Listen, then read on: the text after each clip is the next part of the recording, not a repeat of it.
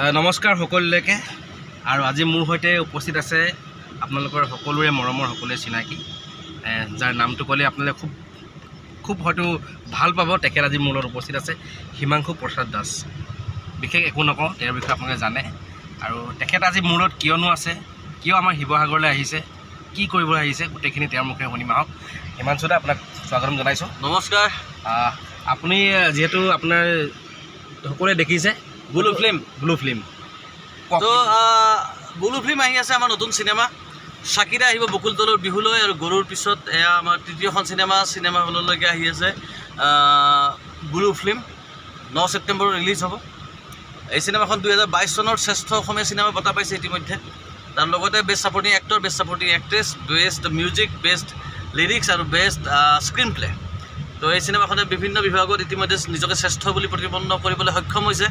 কিন্তু সেইবোৰ এটা বেলেগ বিষয়। কিন্তু চবচে ডাঙৰ কথাটো হ'ল যে ৰাইজে চিনেমাখন কেনেকৈ ল'ব, আৰু তাকে জানিবৰ বাবে আমি উৎসুক হৈ আছোঁ। আৰু সেইদিনা প্ৰমাণ হ'ব 9 ছেপ্টেম্বৰৰ দিনা। অসমৰ ৰাইজক কেৱল আমাৰ তৰফৰ পৰা ক'ব পাৰোঁ যে এই চিনেমাখন চাই আপোনালোকে ঢেৰ হাঁহিবলৈ সুযোগ পাব, বহুত হাঁহিবলৈ সুযোগ পাব।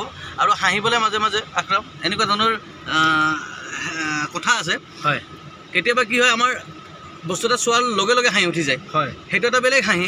আৰু কিছুমান হাঁহি থাকে দেৰিকৈ মনত পৰি হাঁহি উঠি থাকে, মানে যিটো চিৰস্থায়ী মানে। আচ্ছা হিমাংশু দা, মই আপোনাৰ এইখিনিতে কথা এটা সুধিলে, যিহেতু আপোনাৰ চাকিৰা আহিব বকুল তলৰ বিহুলৈ, গৰু বা আপোনাৰ আগৰ যিখিনি পদ্য অসমৰ ৰাইজে আঁকোৱালি লৈছে, বা এতিয়া এইখন ব্লু ফিল্ম, আপোনাৰ নামবোৰ এটা অগতানুগতনি, কমন নাম নাথাকে। যিহেতু বিষয়বস্তুৰ ওপৰত বহুতে নাম ৰাখে, আপুনিও বিষয়বস্তুৰ ওপৰত বেলেগ বেলেগ নাম ৰাখিব পাৰে। আপোনাৰ মতে এখন ছবিৰ নামটোৰ ওপৰত কিমান নিৰ্ভৰ কৰে ছবিখনৰ সফলতা বা বিফলতা? আৰু আচলতে গোটেই কথাটো হ'ল যে চিনেমাখনৰ কাহিনীৰ ওপৰত নিৰ্ভৰ কৰি তাৰ নামকৰণ হয়। আৰু এইখনৰ নাম ব্লু ফিল্ম। এতিয়া ব্লু ফিল্ম কিয় চিনেমাখনৰ নাম? চিনেমাখন চোৱাৰ পিছত প্ৰতিজন দৰ্শকে নিজে ক'ব যে য়েছ, এইখন চিনেমাৰ নাম ব্লু ফিল্মেই হ'ব লাগিব, তাৰ বাহিৰে বেলেগ নাম হ'ব নোৱাৰে। আৰু ব্যতিক্ৰম কৰিবৰ কাৰণে আচলতে নহয়, আচলতে চিনেমাখনৰ কাহিনীটোৰ লগত নিজে নিজে নামটো আহি যায়। আৰু ব্লু ফিল্ম চিনেমাখনৰ নাম ব্লু ফিল্মেই হ'ব লাগিব, এইখনৰ নাম মেইনে পিয়াৰ কিয়া হ'লে নহ'ব। আচলতে মই কথাটো সোধা, যিহেতু হয়তো মোৰ কথা নহয়, আচলতে দৰ্শকৰ কথা, যে ব্লু ফিল্ম কিয়।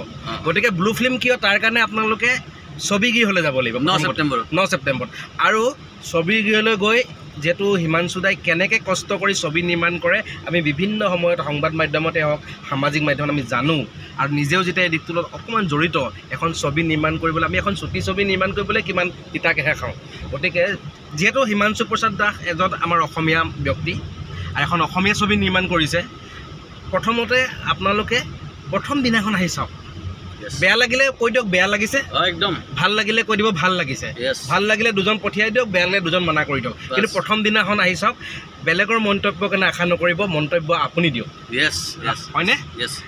গতিকে আমি আশা কৰোঁ চিনেমাখন চালে মানুহৰ পইচা যায়, চিনেমাখন চালে মানুহৰ সময় যায়। আৰু মই ডিৰেক্টৰ হিচাপে কেৱল ইমানখিনি ৰেছপনচিবিলিটি ল'ব পাৰোঁ যে য়েছ, আপোনালোকে এইখন চিনেমা চাই আপোনালোকৰ পইচাখিনি বা সময়খিনি পানীত পেলোৱা বুলি আপোনালোকৰ অনুভৱ নহয় বা হ'বলৈ সুযোগ নিদিওঁ।